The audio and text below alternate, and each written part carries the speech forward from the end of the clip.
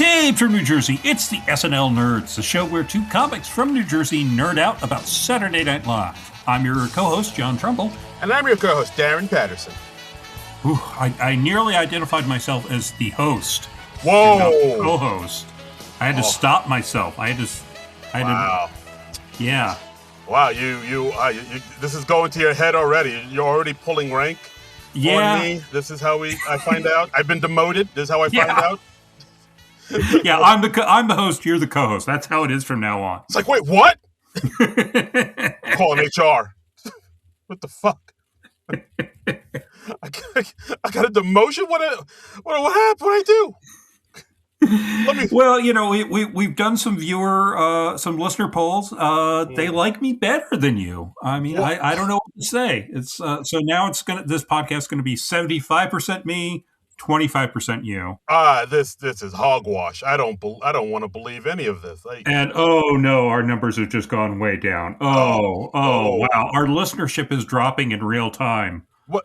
No. Oh my god. But like people, I thought people love me. Like people like tweet me and text me and be like, "Hey man, you're the bee's knees, Darren. You're all right. you're a big old bag of bundleful joy. I love you, man. I love you, buddy." My mom says I'm the best on this podcast. She says I'm a good boy. Oh, well, that's nice. Yeah. So how can the numbers be dipping? My mom likes me. Well, no, I was saying that the numbers were dipping after I was saying it was going to be 75% me and 25% you. I was doing some self-deprecating humor there. I see. Oh, I was doing self-deprecating humor because I thought the numbers were dipping as soon as I talked.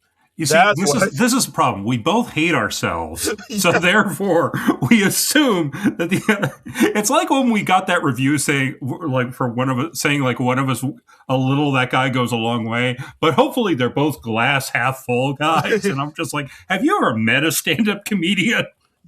I don't think you have. The glass is always empty. Always. Yes. It's empty. If you give us an excuse to hate ourselves, we will take that. Yes, that glass is half empty. It's dirty. It's got lipstick on it. It's broken. A cigarette butt is floating in it. No one's. That's our glass. Yeah. We have a real sunny outlook on life, folks. It's always sunny on SNL Nerds. So, okay. So, should we just dive into this week? Let's talk about it. Week? Okay, so we're talking about latest episode of SNL, Melissa McCarthy and Dijon. This is from December 6th, 2025, season 51, episode 7. Mm-hmm. Melissa McCarthy's 6th time hosting SNL. She's a 6th-timer now. Yep. Yeah. And, she always comes on, brings a bundle of energy. She always brings the house down. She's beloved. Everybody loves Melissa. Like, who could not love Melissa? She's Melissa. I mean, I think a little of her goes a long way, personally. But all right. I see that, like, when she plays it, but all right, peek behind the curtain. I can get more than my fill of her. Okay, but like, I would say this for this episode. Like, I see what you mean because like when she plays it big and broad, it's almost like Chris Farley-esque or Jack Black-esque. Yeah. But, like, I will say, in this episode, she doesn't play it big and broad that much. If anything, she kind of reins it in. She is the straight person in a few of the sketches. Yeah, which kind of, it kind of surprised me. It's like, oh, look, she's really bringing it down here. But, I don't know, I thought it worked in some sketches. Other sketches, but we'll get to that. We'll get to that. All right, so here's what I'm thinking. Here's what I'm thinking the game plan is for this week. Let's go. I say we go through the sketches in the order that they occurred in the show. And when we have the musical guest, we talk about both of their segments together because we don't have too much to say about the musical guest. I don't know, man. That's awfully risky. I don't know. Has that ever been done before? It's been done about 364 times before this. So this will be 365? Not counting bonus episodes, yes. Okay, you know what? So we're probably at around 375, 380 at this point. Something like that. Okay. All right. You know what? I'm feeling lucky, Jack. Let's go for it, man. Okay. Let's do it. All right. Let's roll the dice and do it. Fortune favors the bold. Let's do it. Starting out, we got the Pentagon press conference cold open. It's we got a press conference with Secretary of Defense it's Secretary of War now. Yeah. Oh wow. Pete Hegseth, played by Colin Jost. Yeah. Watching C-SPAN. Hey, Netflix, we're for sale too. And of course, monopolies. And of course, this is all showcasing our Secretary of War, Pete Hegseth, and his recent scandals about the military action off the coast of Venezuela, and of course, Colin blowing Jost. up all the boats. Yeah, and committing maybe some war crimes. Maybe. We got some war crimes going on. Yeah, sure. Got some war crimes. I know you, because that's the. Yeah. Anyway, so you're doing the what is that fellow's name? The blurred lines. Robin Thicke. Yeah. See, you got Alan it. Thicke's son. Yeah, doing like a Weird Al Yankovic song flip there. That's right. Yeah. That's what I bring to the podcast. But yeah, of course, we see Colin Jost coming as Hegseth, coming out all alpha bro. First off, we're all the fatties. Get out of here. He gives the Dane Cook super finger, which I haven't seen in forever. I was like, wow. Yeah, we're going back to like 2003 there. Yeah. He does like a little Animaniacs call out when he's naming all the names of the countries. I was like, oh yeah, talking about like countries we're going to go to war with. Yeah. There was a nice little exchange where Ashley Padilla, is one of the reporters, asks him a question. Of course, he barks back the answer, "Oh, get a husband." And of course, Padilla says, "I'm trying." Yeah. So that was pretty good. I enjoyed seeing Sarah as Matt Gaetz with her Beavis and Butthead-esque makeup job. Yes. Matt Gaetz asking a question. Hey, you guys are only targeting drug smugglers, right? So any other smuggling is cool, right? Mm-hmm. And of course, Bowen asks a question. Gaetz stares directly at him. Matt Gaetz is actually staring at Bowen like directly, like kind of goofily. That's the whole thing. But yeah, Bowen asks him a question. Hegseth calls him Will and Grace. And then Bowen says, "Oh, my name actually is William Grace." And we had Hegseth calling Trump a high energy alpha, and then immediately cut to Trump there asleep. Yes, lots of news stories about Trump being asleep. Yeah, because he's oh boy. But yeah, so we see Trump in the corner, asleep, having wet dreams about Mamdani. And as we all do, yeah. Who hasn't? Who amongst us hasn't? Who among us, yeah. Yes. Let he who is without sin cast the first stone. Yes. And of course he wakes up saying, "I wasn't sleeping, now tell me, where am I, who am I, and what year might it be?" Yeah. And honestly, I just wish they had Trump asleep for the entire sketch. I think that would have been funny. Yeah, but I will say, like, even though we have said there's been too much Trump, they did give us a limited amount of Trump, which I think they scaled it back a bit. They scaled it back, which I was So I was more okay with this cold open. Like overall, I thought cold open was all right. I was sort of in. I was like, okay, it's not much to write home about. It's I thought Jost was putting in a good performance. Particularly when he doesn't act too much on the show. Honestly, yeah, that's true. So yeah, I guess maybe saying he doesn't act is a little harsh, but he doesn't do a whole lot of character work. Yeah, I should say sketch comedy stuff. He mostly does the behind the desk stuff. But yeah, like this is pretty much Jost's cold open. Like he's like the focus point of the whole thing, and I think I did all right. He did a good job there. Mm-hmm.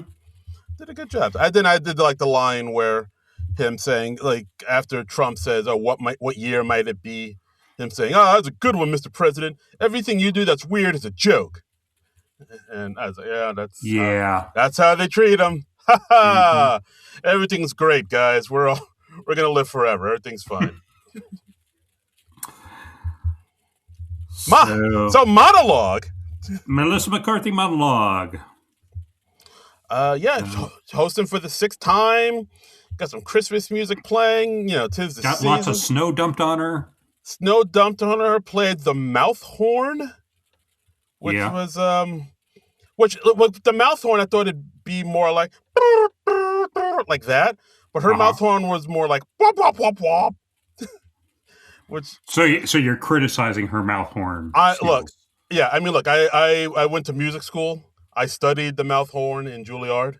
And I know a proper mouth horn when I hear a proper mouth horn. Yeah, I know. I've read the graffiti. Hey yo, hey now,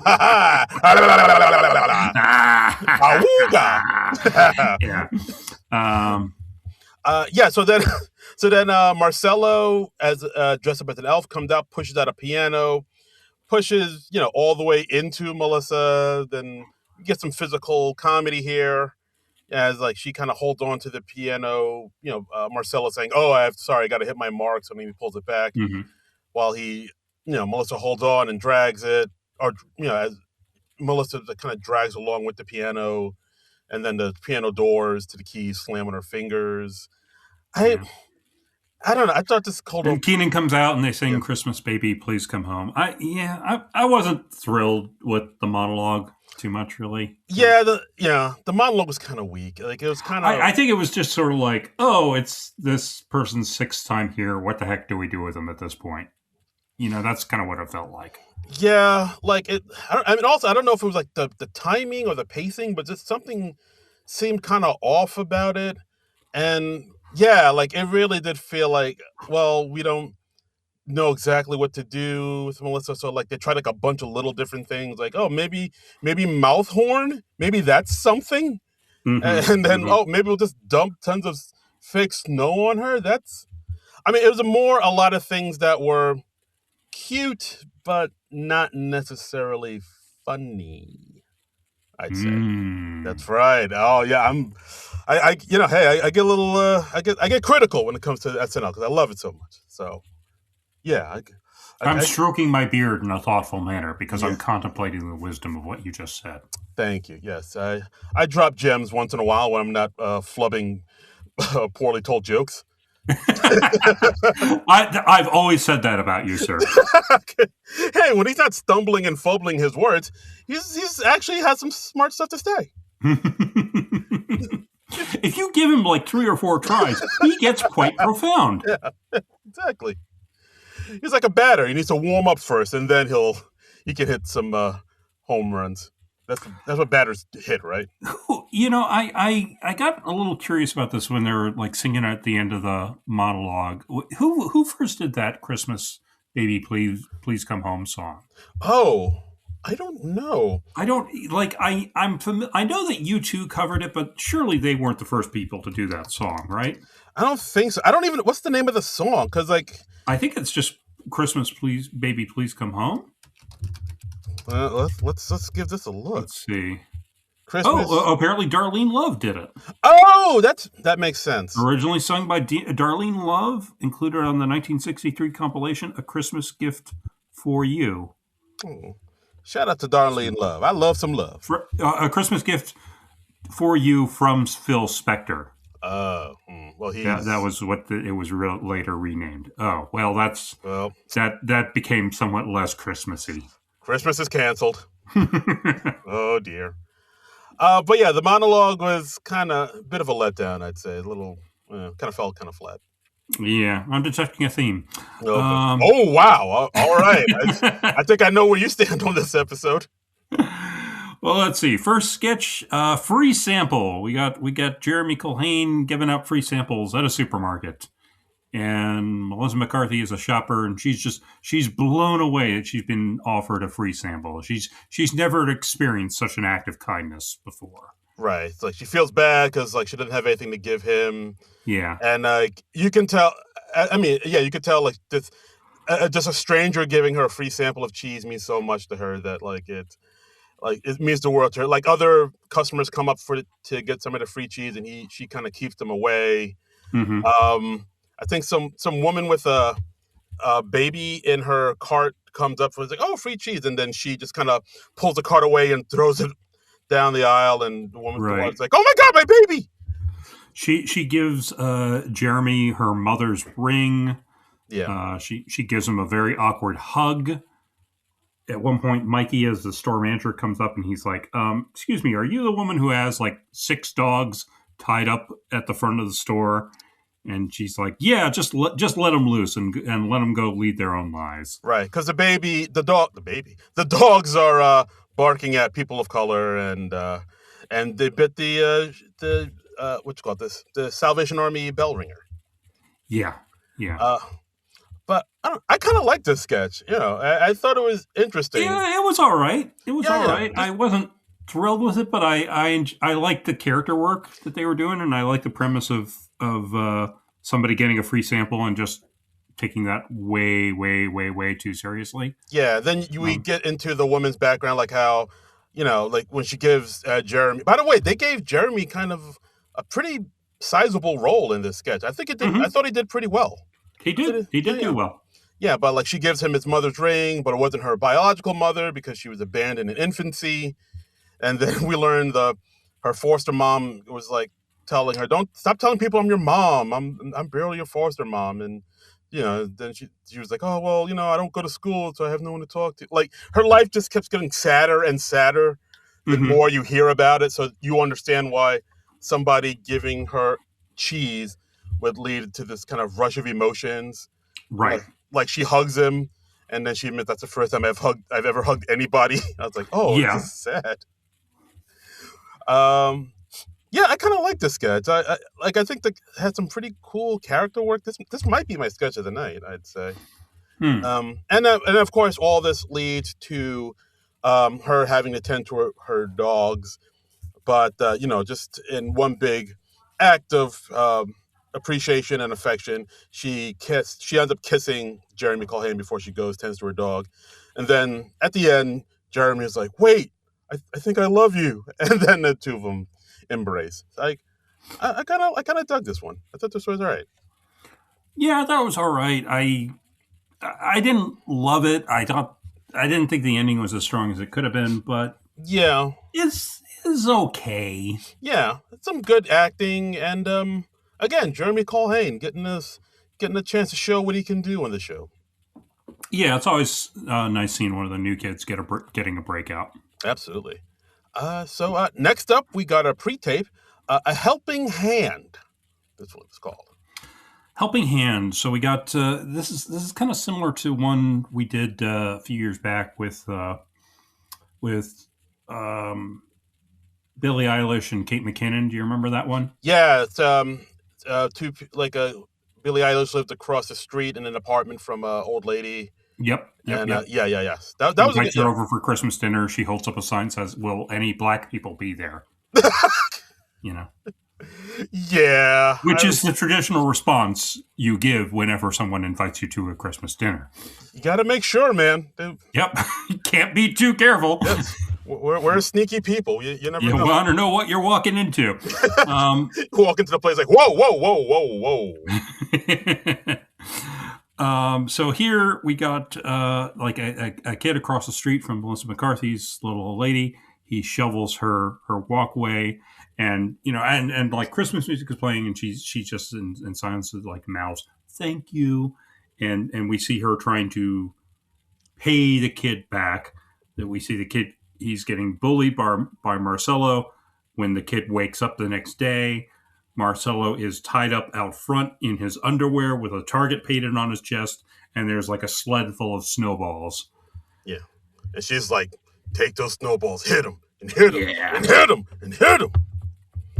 And we later see the kid, and it's played by a real kid, which was an unusual choice for SNL, I thought. Yeah, that was kind of, usually they get one of the actors to do, but like... We get one of the younger skewing cast members. Yeah, one of the younger kid. Yeah. But here it's like a genuine kid and like his teens and stuff, and I'm like, I don't know what to do with this. This is wild. Yeah. What is this, Nickelodeon?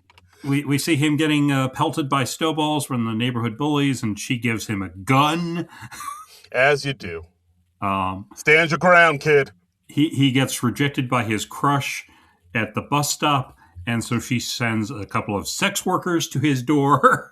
Yeah, and of course the father answers the door. It's like, I think there's some mistake. That's Teddy. You're here for Teddy. Teddy's my 12-year-old son. Sorry about that. She closed the door, and of course, Keenan as the pimp is like, Yeah. up.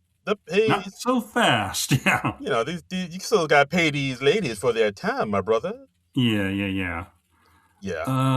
I enjoyed that, and then we see, like, on, I think it's on Christmas Day, where there's a body being wheeled out from the neighbor's house, and they're like, "Oh no, did that weird old lady pass away?" And they're like, "Oh no, that's actually her mother who died 6 years ago, and she'd like sunk into the couch."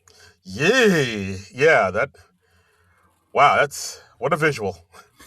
So he got very gruesome, and Melissa McCarthy's character is on the run from the police, and they're like, "So if you see her, let us know." And then we see Melissa McCarthy; she's disguised as a snowman on their front yard, Right. And she's like, "Shh," and the kid covers for her because it's the holidays and it's heartwarming. Yeah, like I was wondering why the kid covered for her after all she did, but I don't know. It's Christmas, so I guess you just still want to do something nice. I mean, if a neighbor sends you a couple of sex workers during the holiday season, I feel like you owe them a debt. Yeah, exactly. I mean, that's the rule by which I live my life. She sent me that gun out of the goodness of her heart. Right, and it was already loaded and everything. Yeah, exactly. You know how expensive bullets are? Come on. Yeah. I thought this was all right. Maybe it was I feel like it needed something else. Maybe the ending was a little, Mm-hmm. maybe not as strong as I would have liked it, but it needed something else, but I just can't put my finger on what. Yeah, I think this was one of the better things of the night. I mean, I liked all her really inappropriate and upping the ante responses to everything where the kid was in need. It's like, "Oh, he's been rejected by his crush. I'm going to send him a couple of prostitutes." Yeah. Hi, we're looking for Teddy. Is he here? We were told to make him feel good. Yeah. But yeah, not too shabby. Not too shabby. Yeah. So next up, we got ourselves a sketch called a UPS Delivery Driver. Mm-hmm. Got Melissa McCarthy as a UPS delivery driver. She's getting called in by her bosses, Ashley Padilla and Mikey Day, and they're like, "Hey, we called you in because we received some complaints on your route, and we're gonna show you the security footage from this one house, and just to show you what they mean." Yes. And so we just see Melissa McCarthy doing all sorts of inappropriate things as a UPS delivery driver. Right. Tossing the boxes, dropping the boxes, opening the doing the people's elbow on the package. Yes, people's elbow, taking the sweater out one of the boxes, and rubbing it on her private areas. Just like stringing it between her legs, and yeah. Dumps trash in the front porch. She put the live bat into the house at one point. Right. And of course, she takes a poop on the porch.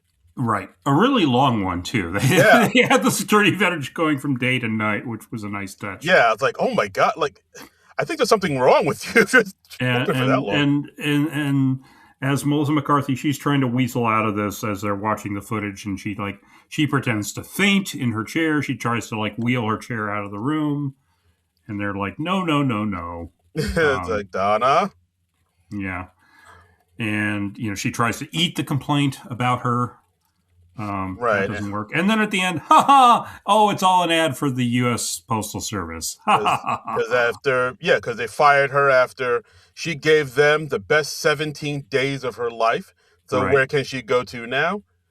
United States Postal Service, of course, baby. They're hiring for the holidays. Yep. Yeah. Right. Yes. Yeah. I mean, I concur. Yeah, I felt like some parts of this kind of went on a little too long. I mean, the one thing you can tell about the sketch is all three of those people were former groundlings, so they got to get real groundlings with it. in this sketch, and you can kind of tell, like some parts going a Expand on this thought. How did they get groundlings with it, Darren? get groundlings with it. No. I thought. Explain it in a Will Smith style rap, if you please.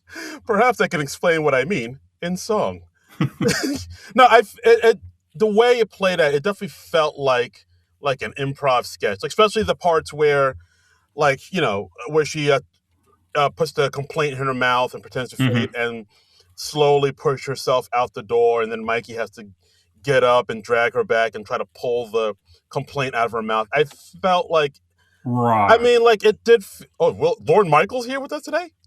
Right. Yeah. I did feel like those parts went on a little too long, which, I mean, sometimes I don't hate, because it is, sometimes it is cool to see improv people play like that. But, like, it did feel like, You feel like they were milking it a little bit? Yes, thank you. That's it. I felt like they were milking it a little bit too long.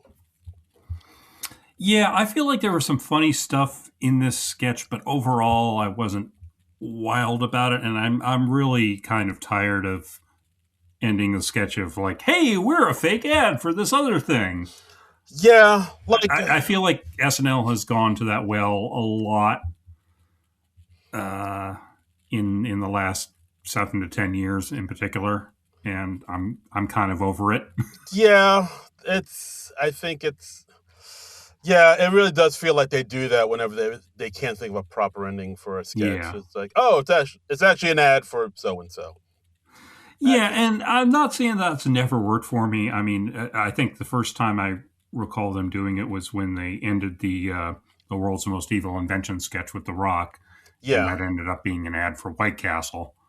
Yeah, that's the one thing I thought about that sketch. I was like, I wish they didn't have... I thought it worked fine there because I thought it was still relatively fresh. But yeah. Oh, yeah. Like, at this point, it's kind of a trope. But, yeah, now it feels kind of played out to me. Yeah. But, this sketch, not the strongest of the night, I'd say. But, I mean, there's another sketch that I thought was a little even weaker, but we'll get there. We'll get there. Oh, only one? Oh, shit. All right. Ooh. Damn, dog. Oh, shit. All right, here we go. All right.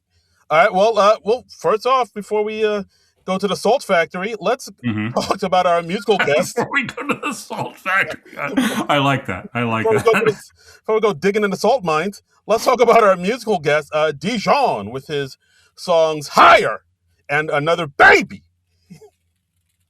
You're reading those like because they were in all caps, right? Yes, all caps, exclamation mark, so you have to shout it out. Right. Or you're saying it. Shout it. There it is. Shout it out loud. Kennedy Center Honors. Oh, God, don't. It's... Huh?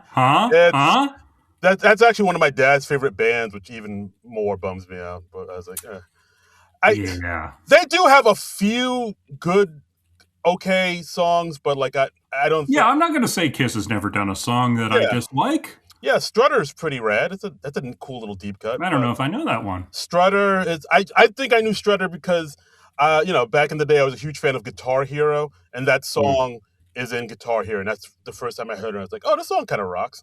Nice. And yeah. So check out Strutter, guys. It's a banger. And all right. Deuce is another deep cut that's pretty good. And I don't know, Detroit Rock City I still like, even though once I read about what the song's about, it kind of bums you out. Or even if you just listen to the lyrics, like how it's about a guy who, dies in a car crash on his way to a Kiss concert. And it's like, oh shit, that's kind of sucks. I didn't know that. Did you not know that? That's backstory I did not know. No. Listen to the lyrics of Detroit Rock City. It's told from the POV of a guy who gets drunk and high and drives to a Kiss concert, and he gets hit by a truck and dies. And I think that's based on a real story too. I think that actually happened to some guy. Well, shit. In Detroit, like he was all high and drunk on his way to a Kiss concert, and he fucking got into this horrible accident. And Kiss was like, "We got a hit on our hands, baby. Let's make a song." Way to bring the room down, Darren. Dijon! Hi! Dijon. Okay, first off, I'm impressed he's just performing on the set of SNL, and they didn't build like this whole huge interactive experience for him like we do for every musical guest these days. It was nice to just see somebody on stage at home base just performing their song. So kudos to him for that. Yeah, like it seemed like his whole band was just kind of sitting around him, like a like a cipher almost. Like right, or like every other musical guest on SNL before Kanye. Yes, there really is like a Kanye just ruined it for everybody. he kind of did. Yeah, motherfucker. Yeah, he really did, didn't he? Yeah, he did. Son of a bitch. All right, but that's the only thing we can criticize Kanye about, though. Yeah, that's it. I mean, he's impeccable beyond that. I'm getting nowhere near that.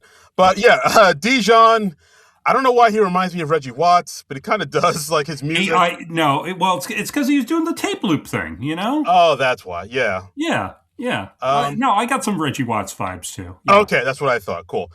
He's all dressed up like he looks like he either just got on stage, just like walked in out from out the cold, or he does look like he just wandered into the building. Yeah. Or he looks like he's about to, because he's just very bundled up. Yeah. He's got a scarf and everything. He looks like he either just got there or he's getting ready to leave. Right. He's like, I gotta beat traffic. Let's make this fast. I'm double parked. Okay. I'm at the meter. Come on, hurry. I gotta feed the meter in 5. Let's go. Come on, chop. But yeah, I thought these performances were all right. I thought they were. Yeah, I enjoyed his stuff. Yeah, not too shabby. Interesting sounds. Got a nice beat, and I could dance to it. Yeah. Okay, let me ask you this though. Yeah. Do we think Lorne Michaels knows who Dijon is? Absolutely not. I do not think so either. No, God, no. Yeah, no way. Yeah, I do not see a man at the age of 80 having any idea of who Dijon is, because I am a man of in my 50s. I did not know who Dijon was before this. So I'm a man in my 40s, and I had no idea who Dijon was. Right. So yeah. There's no way. Nuh-uh. No way. Yeah. Yeah. But he's there. He performed, and he did all right. Yeah. I don't know if they cross paths during the week at all. You don't think so? You don't think so? Yeah. Maybe Lauren was just like, is someone's Uber driver in the hall, or what's going on here? Is that Finesse Mitchell? That's Dijon, sir. He's the musical guest, sir. Oh, okay. Interesting. Yeah. Weekend update. Colin Jost, Michael Che. Oh, I've heard of them. So let's. I liked Jost's joke about the photos that were released of the Epstein Island, and Joe says, "I gotta say, it's not as nice as I remember." Yeah. Oof. Solid joke. They had that little video of Trump showing his cameo in Home Alone 2, and it. It hits different now. And of course, they showed us when Macaulay Culkin walked up to Trump saying, "Excuse me, where's Jeffrey Epstein?" Down the hall and to the left. Yeah. And then he's like looking at the young child who passes him by. Yeah. Oy. Short videos lead to mental cognition problems. So if you're watching this on TikTok, it's just a noise I was not expecting him to make. Oh, that's how I hear half of his jokes every week.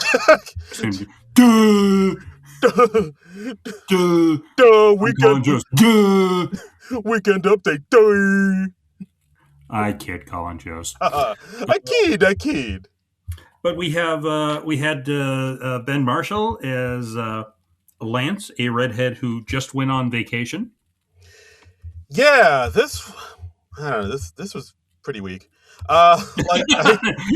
See, this spoke to me. Okay. As I am not a red-haired man, but I am an extremely pale man, and I never go through a tanning stage. I just burst into flames when I walk outside. Okay. Yes, this spoke to me. We see Ben Marshall. He is severely sunburned, and he takes off his sunglasses, and we see his natural skin color in the shape of the sunglasses around him. And I was like, "Yep, been there." Yeah. I don't know. He was kind of giving Alex Moffat vibes a little bit. Like it I can almost see that. Yep. reminded me a little bit of that. But yeah, I mean, the basically reason I said like I don't know because there wasn't really much there. I don't know with this sketch. Like he talks about how he Jokes could have been stronger. Yeah, I yeah mean, it was we were basically relying on the visual yeah that's it of him with the bright red lobster skin, and right then and at one point he opens a shirt and we see like the outline of a bikini top. right, and then we learned that he got sunburned going to Ireland, Mm-hmm. and he got sunburned on, not even in Ireland. He got sunburned on the plane from the overhead lights. Again, very relatable. Yeah, wow. I guess I got to be a fair skinned man in order to get these jokes. You really should be. You're missing out. I hear it's fun. It's great. The world's your oyster. I mean, except for the sunburning stuff. The sunburning stuff sucked, but the rest of it, yeah, thumbs up. 10 out of 10, no notes. 10 out of 10 would sign up to be a fair-skinned man again. Yeah, and then he brings out a redheaded children's choir. Yeah. I was like, okay, that's kind of a random ending, but yeah. I mean, that's the only reason I thought this was like, all right, this is kind of but yeah, the thing you said, like that's what I was thinking. Like this all relies. The thing I said about how it's better to be a fair-skinned white man. No, I meant the thing about you saying like, oh yeah, this is all. This thing all hinges on the visuals of him being red-skinned. After that, they don't really. There's nowhere really to go with it. They don't really take it to any. Yeah. There's that thing they have where he heats up a TV dinner just by holding it, and then that's kind of it. Yeah. So yeah. Well, I mean, he did make it ding whenever he touched it again. So. Yeah. I enjoyed it. The material wasn't the strongest, but I thought he performed it well, and it was funny. And like I said, as an easily sunburned individual, I found it relatable. So. Yeah, and they play Shaggy and Mr. Boombastic, which is always fun. I mean, how can you not like that? It's Mr. Lover. So next up, there was a story that went viral. A raccoon broke into a liquor store in Virginia, smashed a bunch of liquor bottles, got drunk, and the liquor store owners found the raccoon passed out in the bathroom. This is a real story that actually happened. Between the toilet and the trash can, like perfectly placed in between. Yep, who among us? Been there, bro. Been there. Again, relatable. So, of course, they had Sarah Sherman dressed as the drunk raccoon come out to give their side of the story. Mm-hmm. And, Sarah Sherman, whenever there's a story about something happening to an animal, they always get Sarah to be that animal. Like, whether it be a squirrel or an owl, any type of, woodland creature. Yeah. You get Sarah Sherman on that. Okay, Sarah, we've got an idea for this week's weekend update. It requires a lot of makeup. I'll do it. I'm in. That's how I imagine that meeting goes. Yes. Something happens about this possum. I'm in. Let's do it. I'm in. I like the line where she says, dress for the job you want, whore. At one point, she was playing with the liquor bottle so much that it actually fell off the desk, and she had to scramble to go get it. But Joseph was like, no, hey, let it go. Yeah. I liked at one point she just silenced Joseph with a quiet piggy, which topical. And of course she's talked about how she knows how people talk about raccoons. They call them trash pandas, dumpster dogs, the Sarah Shermans of the forest. Yeah. And of course, Colin says, "Oh, come on, you're not nearly as hairy as Sarah Sherman." Yeah. Yeah. And at one point, she eats Colin's written jokes because raccoons only eat trash. And they also had the occasional cutaway with like the night vision camera. Yes, the ring cam. Yeah. I thought it was just fun. It's always cute to see. It was fun. I feel like the jokes could have been a little stronger. Yeah. But it's Sarah Sherman dressed up as a drunk raccoon. I mean, so yeah, I can't entirely hate it. Are you not entertained? I was entertained. Yeah. Mean, I enjoyed that. That was fun. Yeah, Sarah Sherman saying she's gonna ride Colin's head like a Davy Crockett cap. Wow. Yep. Wow. But yeah, not bad. It's always fun to see that. By the way, did you see there was a video that was I guess it was sort of going viral like a little after Halloween. I think I posted this on my Blue Sky account. There was like a raccoon that was attacking a dummy at like Halloween. Oh, did you see this? I don't think so. There was a thing, and I guess this was it was like one of those robotic things that has like a motion detector thing, and it starts like moving around and it's supposed to like scare trick or treaters or whatever.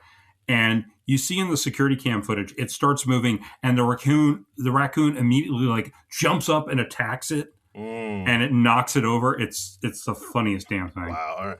So when the machines do rise up and try to take over humanity, we have to rely on our good friends the raccoons to help. Drunken raccoons will save us all. That is what I'm saying. Yes. Drunken raccoons will save us all, folks. If you live near a wooded area, ply your raccoons with as much garbage and alcohol as you can, because they need to be ready for when we need inebriated raccoons. Yes, that's if you take one thing away from the podcast this week, let that be the thing. They will be our saviors in the AI uprising. Right. Thank you. That's right. Next up, Truth or Dare. Truth or Dare. This is we're going into like the suburban era of the show. A lot of suburban sketches this week, I think. Yeah. So this one, it's basically a bunch of moms, all with Southern accents, hanging out in the kitchen while their daughters are upstairs having a sleepover.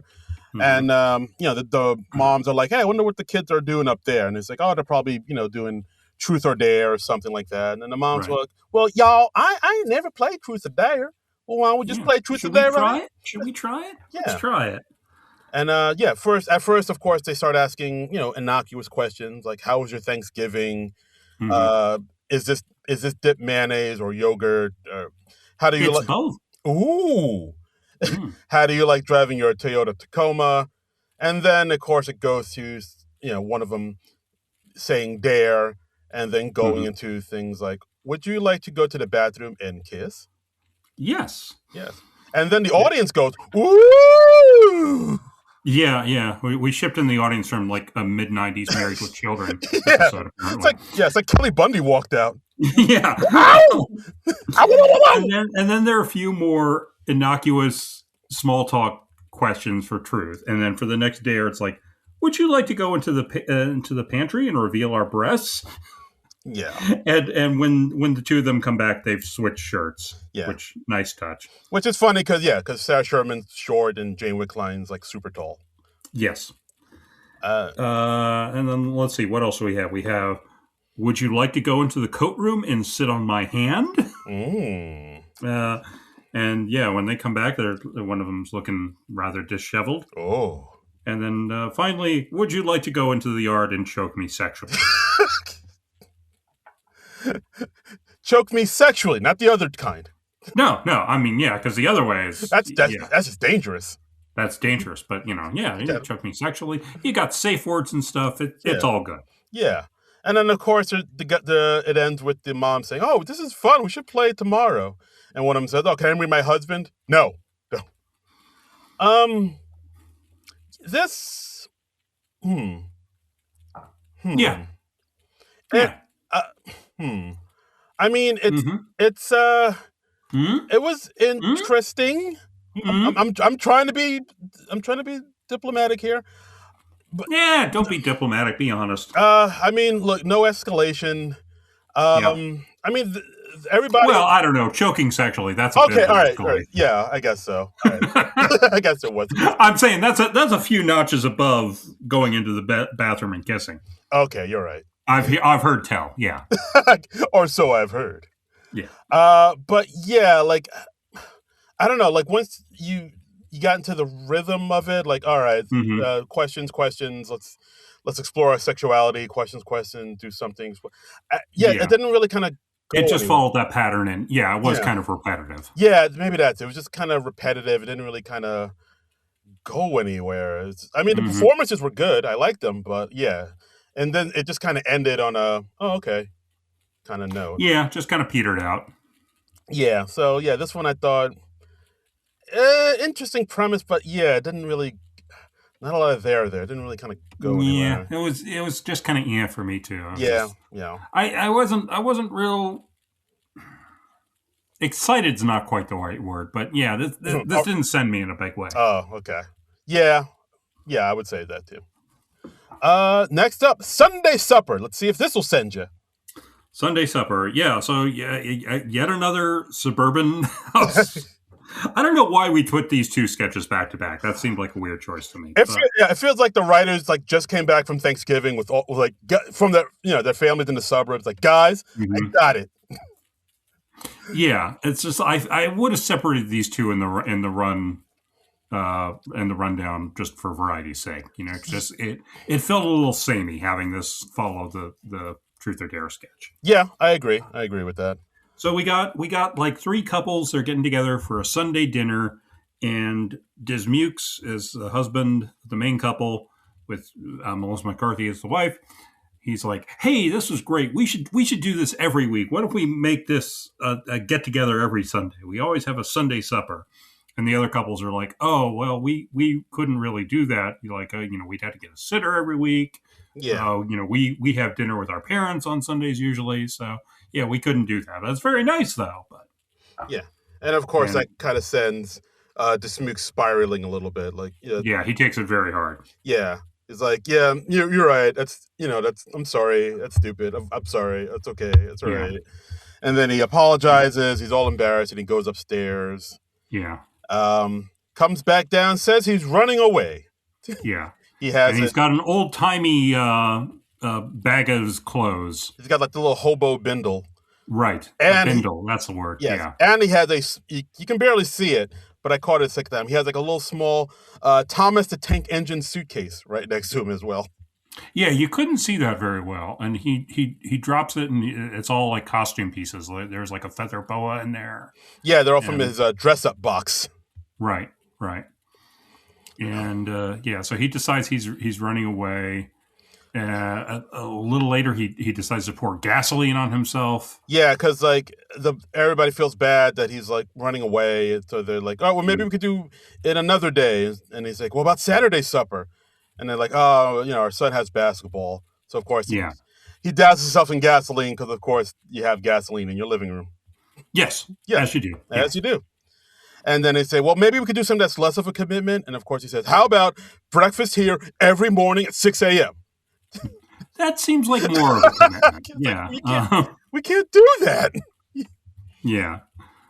And And yeah, and so he decides to run away again. He's going to like ride the rails, but then he comes back later on because he's like the neighbor's dog was outside and I got scared. mm-hmm. So this is just sort of some vintage Andrew Dismuke's weirdness here. Yep. I mean, I like this Mukes. I feel like, I like. Wait, this is like the third sketch in a row I think that has like stunned you into silence. You're like, I like this. I know. I don't mean to do this. I really don't. Because I mean, a lot of the sketches of the night are like it's an interesting premise. But it didn't quite get there. Like, I mean, you can see Dismuke's giving it his all, Yeah, as yeah. Dismuke does. He does what he can to put this. It was all right. It's not his strongest sketch. Yeah, I would say that. I mean, I did get a good laugh at the line, like after Dismuke leaves. Then the friends are like, "Oh my God, do you think we're ever gonna see him again?" And the wife, Melissa McCarthy, says, "I hope not. Yeah, He's a burden on my life." yeah. So, and look, again, this is like a role where Melissa's like pretty much a straight person. Like, It was nice to see her not be the weirdest one in the sketch. Yeah, for, no. for variety's sake. Yeah, Dismukes gets to weird out in this one. Yeah, yeah. So Yeah, but this sketch, I didn't mind it, but I was like, I think we're almost there, but it's not quite there. But let's go to this pre-tapes, which is way out there. It's Cousin Planet. Cousin Planet. We got Jane Wickline Veronica. Yeah, and it's a video that's shot in almost like Microsoft Windows, like Mhm. late '90s, early art style. A lot of Getty, Several backgrounds with Getty Images logos right? And visible it's on like them. exactly, and it's like a video where Veronica and Wickline go visit, their aunt's house for the holidays, and hang out with the cousins, playing with the weed, drinking Martinellis, as you do. And then, of course, at the end of the night, the cousins all leave. But wait, where do cousins go for the rest of the year when it's not Christmas? Why, they go to Cousin Planet, where every day is the day after a holiday. And then we get like some really kind of makeshift like costumes and spaceships where they sing about Cousin Planet. Yep, they did. Yeah, and they talk about how Cousin Planet is basically a giant cul-de-sac. Every conversation on Cousin Planet is just catching up. Melissa McCarthy is the mayor of Cousin Planet. There's 2 laws. Law number 1, no hooking up. Law number 2, the first law is flexible. And it's always December because cousins don't exist in the summer. This one had strong, like Lonely Island, Beck and Kyle vibes. It was a weird one for sure. Oh boy! All right, let's hear it. I mean, I would not put the word strong in the same zip code as this sketch, Ooh. personally. Okay. I thought this was horrible. I just, It was a side of, Yeah, it was pretty messy looking, but I mean that's by design because I mean it was intentionally messy looking. I just didn't find it funny or amusing or not obnoxious. Yeah, but I mean, but you see what I mean. It does look like something like laser. Oh no, what Laser Cats there was a little bit more to. Yeah, but it's intentionally cheesy in the same way that Laser Cats was. Yeah, exactly. But yeah, like I feel like the lines and the jokes weren't as strong. They were kind of more relying on the catchiness of the song to sort of put this sketch over. So like the jokes in it. And all I mean, I think the premise of like where do cousins go for the rest of the year, I think you could make something out of that. I don't think this was it. This was like the low point of the show for me. Oof, big time. Because I thought the next sketch was the low point for me, but yeah, like let's just go. I mean, the next sketch was also bad, but yeah. But yeah, let's just go into it. Let's round it out with Christopher and Guillaume. I mean, I was all excited when I saw the title of this one because I was like, oh, finally, some Robert Guillaume content. Finally! In our SNL. Yes. Benson will have his day in the sun. Amen. We're going to hear all about Benson and Sports Night and Lean on Me. Yeah. And how he was in Lean on Me? He was in Lean on Me. Yeah, he had like okay. He was like the superintendent or something that sent Joe Clark to the school in Paterson, New Jersey. Nice. And like they were old friends, and then there was one really good scene between the two of them when they get into like this really big shouting match that I thought was pretty dope. Nice. Guys, watch Lean on Me. It's Jersey's finest. I'm not sure if I've ever seen all of Lean on Me. I know the clips. I know the big memeable moments. Like they used to call me Crazy Joe. Now they can call me Batman. Yeah. No, I holds up a big baseball bat. Yeah. No, I've seen Lean on Me many a time in my youth. It's one of my favorites. I think that shit still rocks. Nice. Okay. But alas and alack, it's not about Benson or Lean on Me. It's about somebody named Guillaume, because we start off with Spectrum News, Channel 1. And we see Tommy Brennan. I'm laughing already. Spectrum News. Where do these nutty writers get their crazy ideas, huh? There actually is a local New York Spectrum News. Okay. Well, I take it back. So we see Tommy Brennan as a news reporter reporting from the #1 Christmas village in Yonkers, and we see this couple that is built up this Christmas village in their home, and it's Bowen and Melissa as Christopher and Guillaume. How would you describe them? Very. I mean, they're both in very loud shirts. Yeah, glasses, and they're a very eccentric couple. Yeah, they kind of talk in old New Yorky accents. showing them the sights around their Christmas village, the minions. This is the type of sketch that like Fred Armisen would have killed to be in. Yes. Oh, hell yeah. Yeah. I mean, Fred would have been all over this shit. Oh, forget about it. They've got these odd, eccentric Christmas decorations. They've got a minion nativity scene. They've got fashion Jesus. There's a gingerbread apartment building. I like the concept of that. That's a funny idea. Yeah, that was pretty legit. Yeah. The gingerbread apartment building, they evicted a gingerbread immigrant family. Sure. As you do. As you do. And then Tommy, as a reporter, asks them, hey, what's it, this is pretty fantastic, but what's it like being a gay couple in this town? And right. Guillaume says, gay? And Christopher says, town? I got a laugh out of that. I feel like that should... Yeah. They're offended, one, because they were mistaken for a gay couple, and then two, because they're like, Yonkers is a village, not a town. Yes, and Guillaume is a woman. And I feel like that should have been the ending of the sketch. But then they kind of keep going on, showing the rest of the decor around the house. They're just after... then at the end, we find out that the reporter has a silly name. His name is like Ribbed Condom. Yeah. That's so out of nowhere, and it's not... Yeah. I felt like one of the Rudemans. I was like, okay, that's a joke, I guess. Yeah, that just happened. That's the structure of a joke. It seems joke-like in its form. It does not inspire laughter the way many jokes do, but it's just odd. It's like, all right. It was just like, oh, okay, we're putting this in here. Okay, all right. Yeah, pretty awful sketch though. Yeah, this one didn't have a lot. Didn't have a lot of. Going out with a whimper. This one didn't have a lot going for it, and we get a final title card to R.I.P. Craig Kellum, who passed away this week. Craig Kellum was a producer and talent coordinator for the very first season of SNL.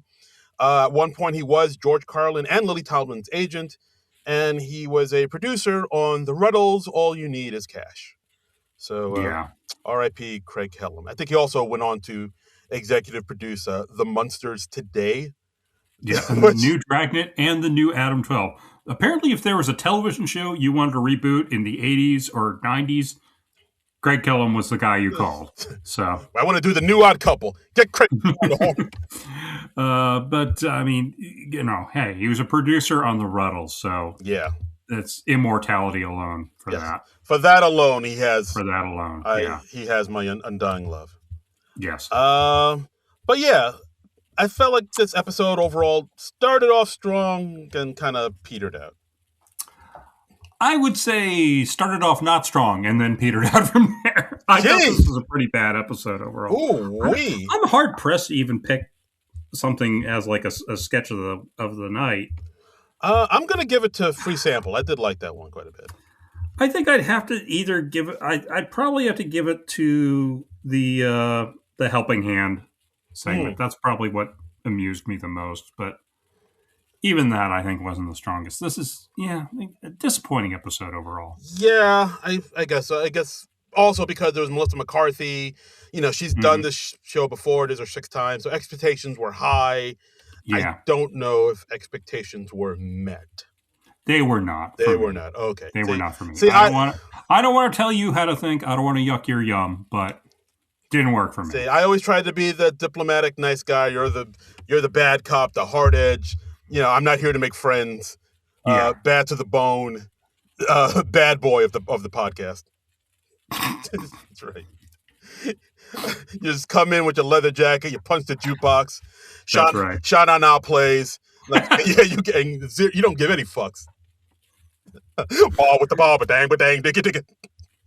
So obviously, our standards of what a bad boy is are extremely warped on the SNL Nerds podcast. That's a bad boy, right?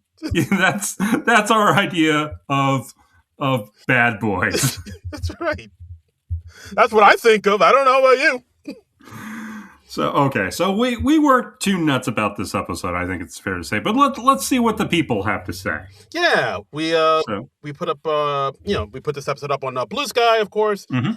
What to hear what you guys thought, of course, from our good friend Shari, like Starry, says hello to two of my favorite fellow SNL fanatics. Hey, that's us. I'm a huge Melissa fan, and was really excited for this episode. Watched it live, and it was just meh on it. It was just meh on it, and then did a rewatch and ended up really enjoying it. Keep up the great podcasting, guys. So thank you. We will. Well, maybe the secret is I should have rewatched this episode. I just watched it once. There it is. I was very meh on it. But maybe if I watched it again, I would really enjoy it. That's right. Got to give it a second. You got to give it a second try to get all those nuances you missed the first time. I'm not going to do that. Okay. All right. Well, I tried, guys. I tried. I'm a bad boy. down. Yeah. Let's say our friend Nick at Nick's Store at Blue Sky. He says it was a show of two halves. Really enjoyed the first half. Dipped a little at Weekend Update, then just ran out of steam halfway through the Dismukes Leaves Him sketch. The cheese sketch was my sketch of the night. I'm liking Jeremy the most of all the rookies. Padilla's accents were suddenly a whole new thing. Yeah, she can do accents, y'all. And then next up, we hear from our good friend Lee Hot the Lion saying, hello, fellow nerds. I hope all is well.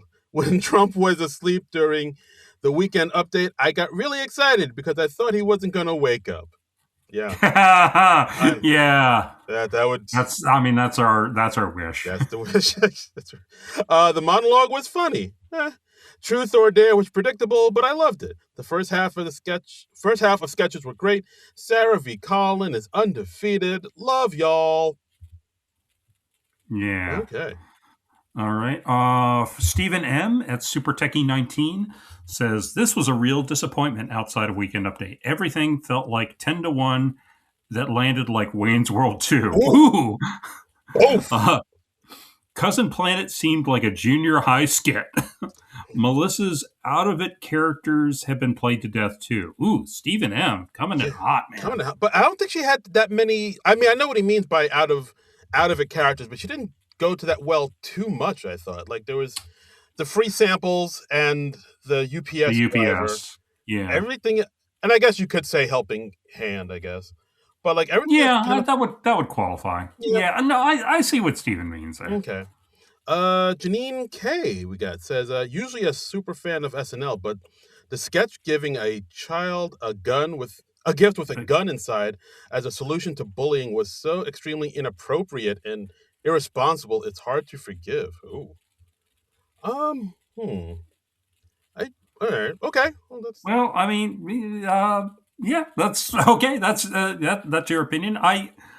It worked for me as a joke. I mean, it was because it was obviously a joke, but yeah, like I think the fact that yes, it is extremely inappropriate. That's the joke. Like, you know, I mean, I guess you could say like with school shootings and everything, yeah, it is weird to do that. But like, I think the fact that they made it so that everything that old lady did was, you know, extremely inappropriate. I mean, she got the kid prostitutes. That's extremely inappropriate as well.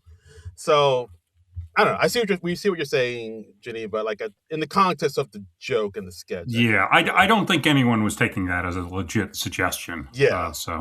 The woman is nuts. I think the sketch gotta prove that. Yeah, and let's see. Finally, just me at Laurel Bush at bluesky.social. All episodes have both good and bad. I liked the opening, but I didn't like the monologue. I laughed out loud at the old woman and boy skit at first, but it went on too long. Yeah, some of the sketches this week really did go on too long. They were like 5 or 6 minutes. Yeah. I hate most guests on Weekend Update, and the raccoon was no exception. Wow. Not a big one for desk pieces, I guess. I guess I'm too old to appreciate the musical guest. Wow. Coming in hot. Yeah.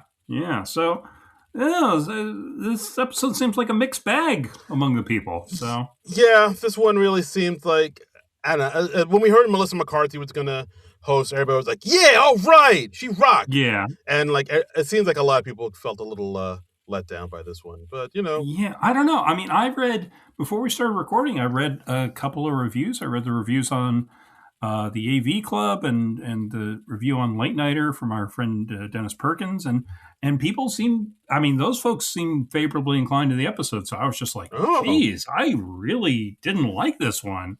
I didn't think there was much to write home about at all. Yeah, so. no, they were all incorrect, and we are correct. This episode. That's what I'm saying. Yes. Yes. That's just how it is, man. Yeah. Live with it. Yep. That's just the way it is. You're right. You're wrong. Yeah. Some things will never change. Yeah. We'll have it out with Dennis. Yeah, that's right. Yeah. When we have him back on for the year end. So stay tuned for that, folks. And that's our episode, guys. Thanks again for listening to the podcast. As always, you can follow us on the blue skies at SNL Nerds. You could donate to our Patreon, Non-Productive.com. You could watch this madness on YouTube, on our YouTube page. And as always, you could follow me, myself, and I on all social medias at Darren Credible, DARIN Credible. And you can follow me on social media at Trumbull Comic. That's TRUMBULL and the word comic. And, please rate and review us and like us on YouTube. Talk us up to your friends and stuff. That helps us get new people listening and stuff. And that's what it's all about, really. That's what it's all about. Yeah, all right.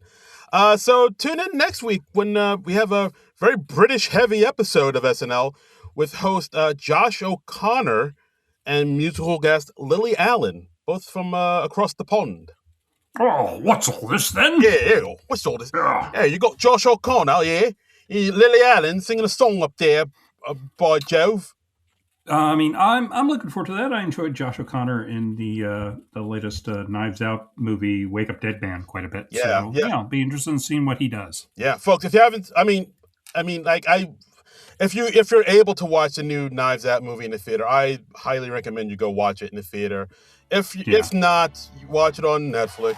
If you must, watch it on Netflix, even though they're going to be the death of us. It's our new overlords. But either way, it is a solid movie, I'd say. Knives Out, Wake Up Dead Man, Knives Out. It's some solid shit, my boy. Yeah, it is. No diggity. All right. So join us next week. We'll tell you there are correct opinions about Josh O'Connor and Lily Allen. But until then, nerds out.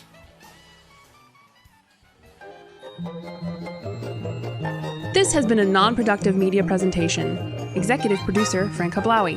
This program and many others like it on the Non-Productive Network is distributed under a Creative Commons Attribution Non-Commercial No Derivatives license. Please share it, but ask before trying to change it or sell it. For more information, visit non-productive.com.